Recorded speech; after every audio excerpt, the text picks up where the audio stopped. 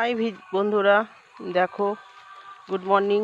আমি আবার চলে এসেছি তোমাদের কাছে। আমি তোমাদেরকে একটা দারুণ একটা জিনিস দেখাবো, ভাবতেই পারবে না। এটা ঠিক এই করেই হয়, এটা প্রত্যেক সময় দেখা যায় না। এটা দেখো কত সুন্দর একটা জিনিস আছে। দেখো দেখো কত সুন্দর সুন্দর গাছ। দেখো এগুলোকে কি গাছ বলছে বলো তো? উলো ঘাস। দেখবা, তোমাদেরকে যে জিনিসটা দেখাবো বলছিলাম, এই দেখো কাশফুল। এই ফুল সবসময় পাওয়া যায় না, এটা ঠিক এই সময়তেই ফোটে। এই যে দেখতে পাচ্ছ কত কাশফুল হয়েছে। এই দেখো, আমি আরও কাছ থেকে তোমাদেরকে দেখাচ্ছি কাশফুলটা, তুমি দেখতে পাবে। আমি আরও তোমাদেরকে দেখাচ্ছি, চলো দেখতে পাবে কত কাশফুল আছে।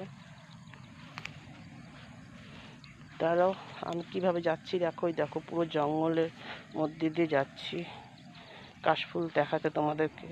দেখো কি কত ঘাস, কত দেখো এই দেখো, এই দেখো, দেখেছো কত কাশফুল হয়েছে এখানে।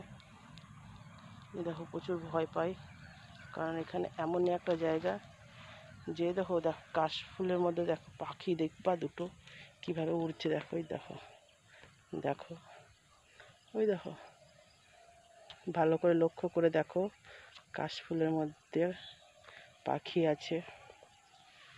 এই দেখো কাশফুলটা দেখো কত কাছ থেকে দেখো, এই দেখো, দেখো কত ফুটেছে। চলেই তো গেল।